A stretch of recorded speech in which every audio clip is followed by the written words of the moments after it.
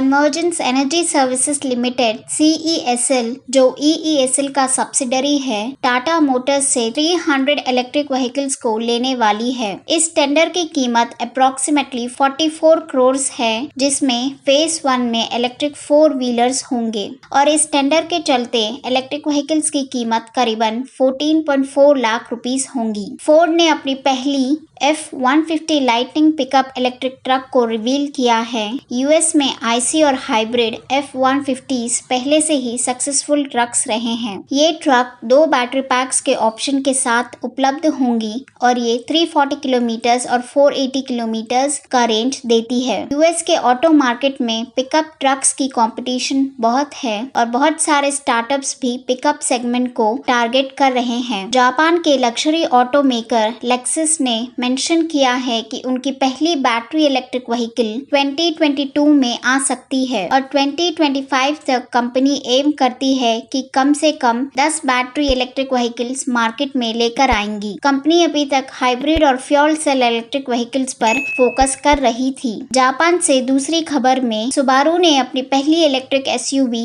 सोल्टेरा को टीज किया है। सोल्टेरा ई सुबारू ग्लोबल प्लेटफॉर्म पर बनी हुई है। सोल्टेरा नाम लैटिन के 2 शब्द को जुड़ाने से बनाया गया है, सन और अर्थ, यानी सूर्य और पृथ्वी। हम एक्सपेक्ट करते हैं कि ये इलेक्ट्रिक SUV 2022 में सुबारू के शोरूम्स में आएंगी। Go green go electric.